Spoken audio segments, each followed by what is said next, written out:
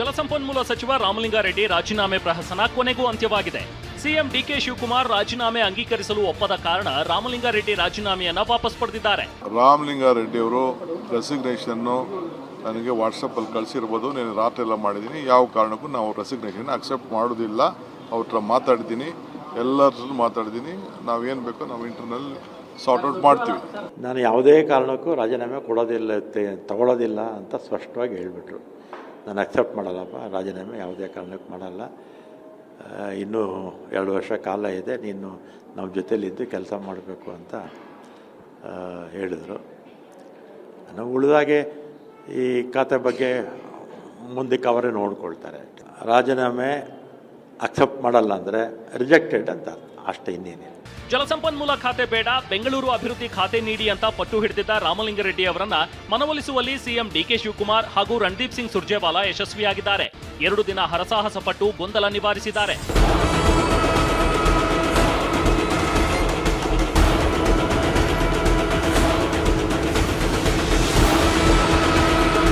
ಸಚಿವ ರಾಮಲಿಂಗಾರೆಡ್ಡಿ ಮನವೊಲಿಸಲು ರಣದೀಪ್ ಸಿಂಗ್ ಸುರ್ಜೇವಾಲಾ ಹಾಗೂ ಸಿಎಂ ಡಿಕೆ ಶಿವಕುಮಾರ್ ಸುಮಾರು 35 ಗಂಟೆಗಳ ಕಾಲ ಸತತ ಪ್ರಯತ್ನ ಪಟ್ಟಿದ್ದಾರೆ. ಶುಕ್ರವಾರ ಬೆಳಗ್ಗೆ 10 ಗಂಟೆಗೆ ರಾಮಲಿಂಗಾರೆಡ್ಡಿ ರಾಜೀನಾಮೆ ಘೋಷಿಸಿದ್ರು. ರಾಜೀನಾಮೆ ಪತ್ರ ರವಾನಿಸಿ ತಮಿಳುನಾಡಿಗೆ ತೆರಳಿದ್ರು. ರಾತ್ರಿ 10 ಗಂಟೆಗೆ ವಾಪಸ್ಸಾದ ರಾಮಲಿಂಗಾರೆಡ್ಡಿ ಜೊತೆ ಸಿಎಂ ಡಿಕೆ ಶಿವಕುಮಾರ್ 2.5 ಗಂಟೆಗಳ ಕಾಲ ಮಾತುಕತೆ ನಡೆಸಿದ್ರು. ಶನಿವಾರ ಬೆಳಗ್ಗೆ ರಾಮಲಿಂಗಾರೆಡ್ಡಿ ಸುರ್ಜೇವಾಲಾರನ್ನ ಭೇಟಿಯಾಗಿದ್ರು. ಈ ವೇಳೆ ಹೆಚ್ಚುವರಿ ಖಾತೆ ಬಗ್ಗೆ ಪ್ರಸ್ತಾಪಿಸಿದ್ರು ಎನ್ನಲಾಗಿದೆ. ಇನ್ನು ಮಧ್ಯಾಹ್ನ 2 ಗಂಟೆಗೆ ಮತ್ತೆ ಸುರ್ಜೇವಾಲಾ ಮತ್ತು ರಾಮಲಿಂಗಾರೆಡ್ಡಿ ಖಾಸಗಿ ಹೋಟೆಲ್ನಲ್ಲಿ ಭೇಟಿಯಾಗಿದ್ರು. ಈ ವೇಳೆ ಸುರ್ಜೇವಾಲಾ ಸಿಎಂ ಜೊತೆ ಚರ್ಚಿಸಿ ಗೊಂದಲ ಸರಿಪಡಿಸುವುದಾಗಿ ಭರವಸೆ ನೀಡಿದ್ರು ಎನ್ನಲಾಗಿದೆ. ಈ ಮಧ್ಯೆ ಬೆಂಗಳೂರು ಅಭಿವೃದ್ಧಿ ಸಚಿವ ಕೃಷ್ಣ ಬೈರೇಗೌಡ ಜೊತೆ ಸುರ್ಜೇವಾಲಾ 1 ಸುತ್ತು ಮಾತುಕತೆ ನಡೆಸಿದ್ದಾರೆ. ಇಷ್ಟೆಲ್ಲ ಪ್ರಹಸನದ ಬಳಿಕವೇ ರಾಮಲಿಂಗಾರೆಡ್ಡಿ ರಾಜೀನಾಮೆ ಗೊಂದಲ ಅಂತ್ಯ ಕಂಡಿದೆ. ಶನಿವಾರ ಮಧ್ಯಾಹ್ನ ರಾಮಲಿಂಗಾರೆಡ್ಡಿ ಜೊತೆ ಮಾತುಕತೆ ನಡೆಸಿದ ರಣದೀಪ್ ಸಿಂಗ್ ಸುರ್ಜೇವಾಲಾ ರಾಮಲಿಂಗಾರೆಡ್ಡಿ ತಮ್ಮ ರಾಜೀನಾಮೆ ವಾಪಸ್ ಪಡೆದುಕೊಂಡಿದ್ದಾರೆ, ಸಚಿವ ಸಂಪುಟದಲ್ಲಿ ಮುಂದುವರಿಯಲಿದ್ದಾರೆ ಅಂತ ಹೇಳಿದ್ರು. ಇನ್ನು ಬಿಜೆಪಿಯವರು ದೊಡ್ಡ ಬಂಡಾಯ ಆಗಬಹುದು ಅಂದ್ಕೊಂಡಿದ್ರು. ರಾಮಲಿಂಗಾರೆಡ್ಡಿ ಸಚಿವರಾಗಿ ಮುಂದುವರಿಯೋದ್ರಿಂದ ಬಿಜೆಪಿಗೆ ಶಾಕ್ ಆಗಬಹುದು ಅಂತ ರಣದೀಪ್ ಸಿಂಗ್ ಸುರ್ಜೇವಾಲಾ ಹೇಳಿದ್ರು. Shri DK Shivakumar, Shri BK Hariprasad, Shri Siddaramaiah and myself, we all spoke to him, all 4 of us. There was apparently some misunderstanding. He again met Shri B.K. Hariprasad, me and Shri D.K. Shivkumar, Shri Siddharamaiya. He has already, I think, told you that he has withdrawn his resignation. He shall continue to work as a loyal soldier and minister of the party. ನೂತನ ಸಚಿವರಿಗೆ ಖಾತೆ ಹಂಚಿಕೆಯ ಬಳಿಕ ಹಿರಿಯ ಸಚಿವರ ಅಸಮಾಧಾನದ ಬಗ್ಗೆ Satish Jarkiholi CM DK Shivakumar ಜೊತೆ ಮಾತುಕತೆ ನಡೆಸಿದ್ದಾರೆ. ಶುಕ್ರವಾರ ರಾತ್ರಿ ಇಬ್ಬರೂ ನಾಯಕರ ನಡುವೆ ಪ್ರತ್ಯೇಕ ಮಾತುಕತೆ ನಡೆದಿದೆ. ಚರ್ಚೆ ವೇಳೆ ಮುನಿಯಪ್ಪ ಪರ ಸಚಿವ ಸತೀಶ್ ಜಾರಕಿಹೊಳಿ ಮಾತನಾಡಿದ್ದಾರೆ ಎನ್ನಲಾಗಿದೆ. ಮುನಿಯಪ್ಪ ದಲಿತ ಎಡಗೈ ಸಮುದಾಯದ ಪ್ರಮುಖ ನಾಯಕ, ಹೀಗಾಗಿ ಅವರನ್ನ ಜೊತೆಗಿಟ್ಟುಕೊಳ್ಳುವುದು ಅನಿವಾರ್ಯ. ಮುನಿಯಪ್ಪಗೆ ಹೆಚ್ಚುವರಿ ಖಾತೆ ಕೊಡಿ, ಆಹಾರ ಖಾತೆ ಜೊತೆಗೆ ಸಣ್ಣ ನೀರಾವರಿ ಖಾತೆ ನೀಡಿ ಎಂದಿದ್ದಾರೆ. ಇದೇ ವೇಳೆ ರಾಮಲಿಂಗಾರೆಡ್ಡಿ ವಿಚಾರವಾಗಿಯೂ ಚರ್ಚೆ ನಡೆದಿತ್ತು ಎನ್ನಲಾಗಿದೆ. ರಾಮಲಿಂಗಾರೆಡ್ಡಿ ಬೆಂಗಳೂರಿನ ಪ್ರಮುಖ ನಾಯಕರು. ಬೆಂಗಳೂರು ನಗರದ ರಾಜಕೀಯಕ್ಕೆ ರಾಮಲಿಂಗಾರೆಡ್ಡಿ ಸೂಕ್ತ ವ್ಯಕ್ತಿ, ಹೀಗಾಗಿ ಅವರನ್ನ ವಿಶ್ವಾಸಕ್ಕೆ ಪಡೆಯೋದು ಸೂಕ್ತ ಅಂತ ಸತೀಶ್ ಜಾರಕಿಹೊಳಿ ಸಿಎಂ ಡಿಕೆಶಿಗೆ ಸಲಹೆ ನೀಡಿದ್ರು ಎನ್ನಲಾಗಿದೆ. ಜಮೀರ್ ಅಹ್ಮದ್ ಖಾನ್ಗೆ ಸಚಿವ ಸ್ಥಾನ ಸಿಗದಿದ್ದಕ್ಕೆ ಹಲವು ಜಿಲ್ಲೆಗಳಲ್ಲಿ ಬೆಂಬಲಿಗರು ಪ್ರತಿಭಟನೆ ನಡೆಸಿದ್ದಾರೆ. ಬೆಂಗಳೂರಿನ ಮೈಸೂರು ರಸ್ತೆಯ ಸಿರ್ಸಿ ವೃತ್ತ, ರಾಮನಗರದ ಚನ್ನಪಟ್ಟಣದ ಪೊಲೀಸ್ ಠಾಣೆಯ ಸರ್ಕಲ್, ಬಾಗಲಕೋಟೆ, ಚಿತ್ರದುರ್ಗ, ರಾಯಚೂರು ಜಿಲ್ಲೆಗಳಲ್ಲಿ ಬೆಂಬಲಿಗರು ಪ್ರತಿಭಟನೆ ನಡೆಸಿದ್ರು. ಜಮೀರ್ಗೆ ಡಿಸಿಎಂ ಅಥವಾ ಸಚಿವ ಸ್ಥಾನ ನೀಡುವಂತೆ ಆಗ್ರಹಿಸಿದ್ರು. ಇನ್ನು ಮಂತ್ರಿಯಾಗುವವರ ಪಟ್ಟಿಯಲ್ಲಿ ಜಮೀರ್ ಅವರದ್ದು 5ನೇ ಹೆಸರಾಗಿತ್ತು. ಜಮೀರ್ಗೆ ಮಂತ್ರಿ ಸ್ಥಾನ ತಪ್ಪಿಸಲು ಆಡಿಯೋ ವೈರಲ್ ಮಾಡುವ ಮೂಲಕ ಷಡ್ಯಂತ್ರ ನಡೆದಿದೆ ಅಂತ ವಕ್ಫ್ ಬೋರ್ಡ್ ಮಾಜಿ ಅಧ್ಯಕ್ಷ ಅನ್ವರ್ ಪಾಷಾ ಹೇಳಿದ್ದಾರೆ. ಸಚಿವ ಸ್ಥಾನ ಸಿಗಲಿಕ್ಕೆ ನಿಮಗೆಲ್ಲ ಗೊತ್ತಿರುವ ಹಾಗೆ 3ನೇ ತಾರೀಕಿಗೆ ಸಚಿವರದ್ದು ಲಿಸ್ಟ್ ಬಂತು. 2ನೇ ತಾರೀಕಿಗೆ ಒಂದು ಕುತಂತ್ರ ಮಾಡಿ, ದೊಡ್ಡ ಒಂದು ಷಡ್ಯಂತ್ರ ಮಾಡಿ, ನನಗೆ ಮಾಹಿತಿ ಪ್ರಕಾರ 5ನೇ ಹೆಸರು ಅವ್ರದ್ದಿತ್ತು.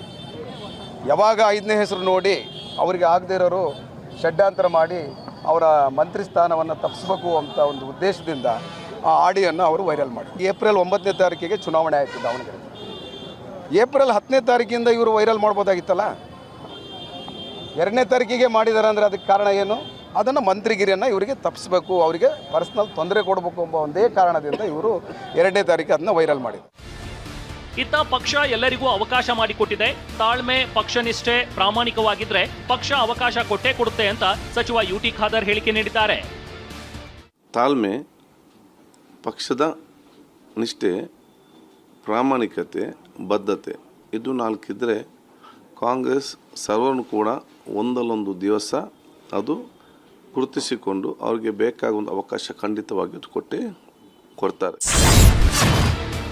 ಸಿದ್ದರಾಮಯ್ಯ ಸರ್ಕಾರದ ಅವಧಿಯಲ್ಲಿ ನನಗೆ ಸಚಿವ ಸ್ಥಾನ ಸಿಕ್ಕಿಲ್ಲ, ಮುಂದೆ ಅವಕಾಶ ಕೊಡ್ತೇವೆಂದು ಡಿಕೆ ಸಿದ್ದರಾಮಯ್ಯ ಭರವಸೆ ಕೊಟ್ಟಿದ್ರು ಅಂತ ಡೆಪ್ಯೂಟಿ ಸ್ಪೀಕರ್ ರುದ್ರಪ್ಪ ಲಮಾಣಿ ಹೇಳಿದ್ದಾರೆ. ಇತ್ತ ಶಾಸಕ ಲಕ್ಷ್ಮಣ ಸವದಿ ಸಹ ನನಗೆ ಭರವಸೆ ಕೊಟ್ಟಿದ್ರು ಎಂದಿದ್ದಾರೆ. ಮುಂದಿನ ಸಚಿವ ಸಂಪುಟದಲ್ಲಿ ನಿಮಗೆ ಅವಕಾಶ ಮಾಡಿಕೊಡ್ತೀವಿ ಅನ್ನೋ ಮಾತನ್ನು ಹೇಳಿದರು.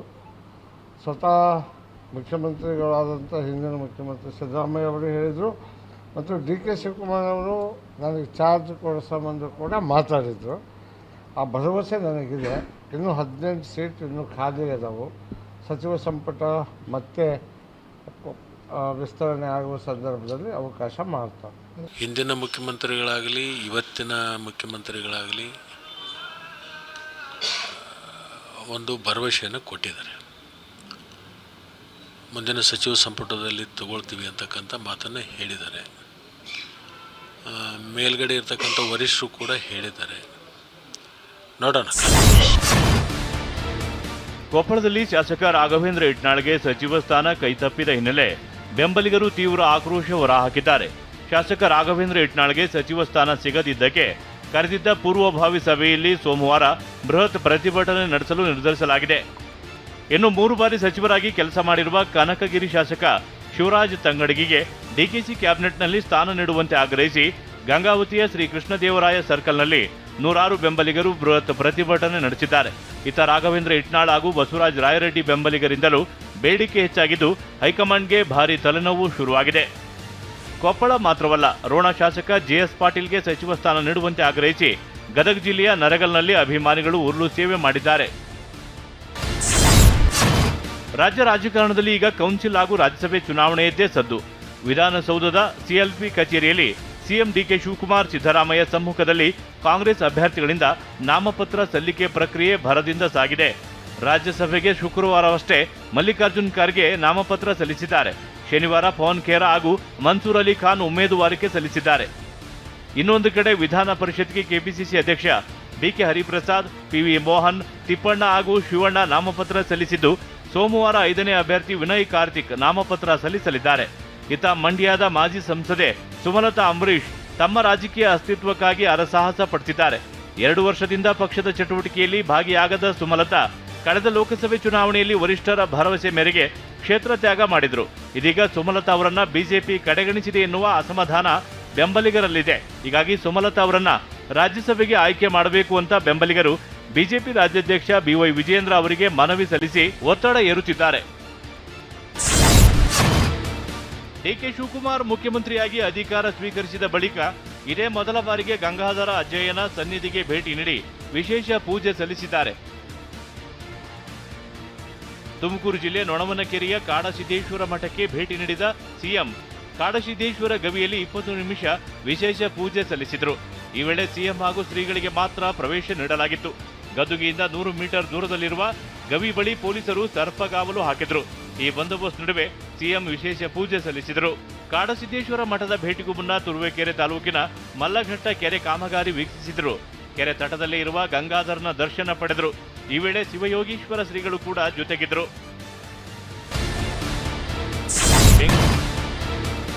ಬೆಳಗಾವಿಯಲ್ಲಿ ಮತ್ತೊಂದು ಸಾವಿರಾರು ಕೋಟಿ ವಂಚನೆ ಪ್ರಕರಣ ಬೆಳಕಿಗೆ ಬಂದಿದೆ.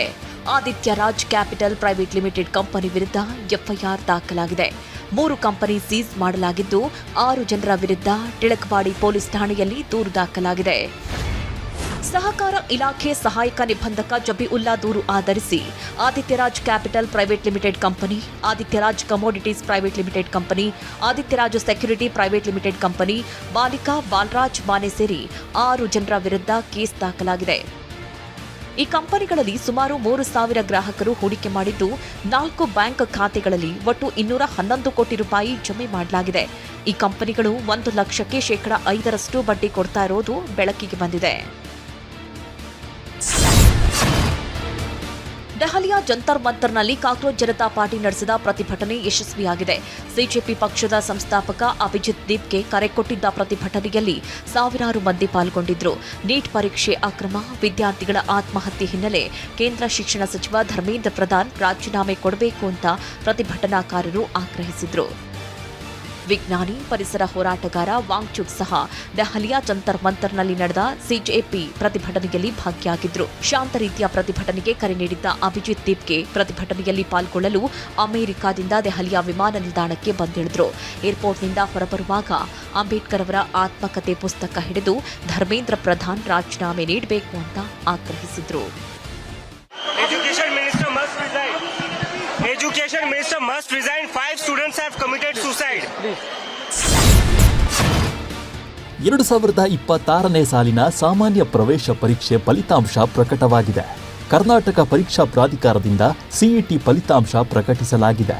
ಒಟ್ಟು 3,09,014 ಮಕ್ಕಳು ಸಿಇಟಿಗೆ ಹಾಜರಾಗಿದ್ದರು.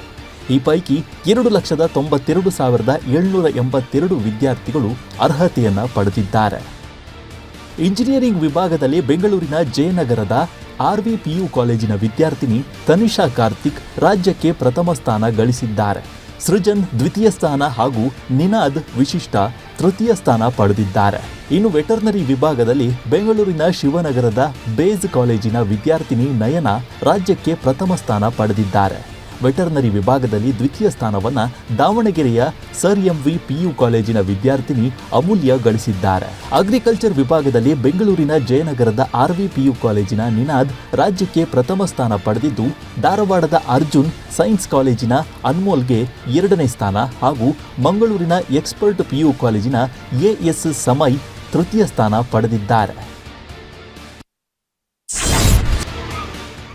ಭಟ್ಟಕ್ಕೆ ರಾಯಚೂರು ಜಿಲ್ಲೆ ಮಸ್ಕಿ ತಾಲೂಕಿನ ಅಡವಿಬಾವಿ ತಾಂಡಾದ ಸರ್ಕಾರಿ ಶಾಲೆಯ ಆವರಣ ಜಲಾವೃತಗೊಂಡಿದೆ.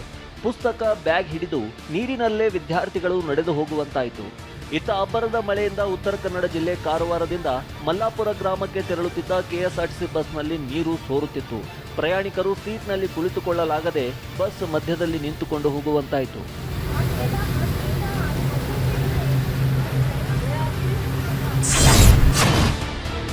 ಹರಿಹರ ಪಂಚಮಸಾಲಿ ಮಠಕ್ಕೆ ಸೇರಿದ 1 ಕೆಜಿ ಚಿನ್ನ ನಾಪತ್ತೆಯಾಗಿದೆ ಅಂತ ಪಂಚಮಸಾಲಿ ಸಮುದಾಯದ ಮುಖಂಡ ಸೋಮಣ್ಣ ಬೇವಿನ ಮಠ ಆರೋಪಿಸಿದ್ದಾರೆ. 2008ರಲ್ಲಿ ಚಿನ್ನದ ಉಂಗುರ, ಕಡಗ, ಕಿರೀಟವನ್ನ ಭಕ್ತರು ದಾನವಾಗಿ ನೀಡಿದ್ರು. ಆದ್ರೀಗ ಇದರ ಲೆಕ್ಕವೇ ಇಲ್ಲ. ಚಿನ್ನಾಭರಣ ಎಷ್ಟಿದೆ, ಮಠದ ಜಮೀನು ಎಲ್ಲಿದೆ, ದಾಖಲೆ ಬಹಿರಂಗಪಡಿಸುವಂತೆ ಸೋಮಣ್ಣ ಆಗ್ರಹಿಸಿದ್ದಾರೆ. ಕೋರ್ಟ್ ವಿಚಾರಣೆಗೆ ಗೈರಾದ ಹಿನ್ನೆಲೆ ಬಿಜೆಪಿ ಶಾಸಕ ಶರಣು ಸಲಗಾರ್ಗೆ ಬಂಧನ ಭೀತಿ ಶುರುವಾಗಿದೆ. ಯಾವುದೇ ಕ್ಷಣದಲ್ಲಿ ಶರಣು ಸಲಗಾರ್ ಬಂಧನವಾಗುವ ಸಾಧ್ಯತೆ ಇದೆ. 2023ರಲ್ಲಿ ಅಕ್ರಮ ಗೋಹತ್ಯೆ ಗಲಾಟೆ ಕೇಸ್ಗೆ ಸಂಬಂಧಪಟ್ಟಂತೆ ವಿಚಾರಣೆಗೆ ಆಗಮಿಸಿರಲಿಲ್ಲ.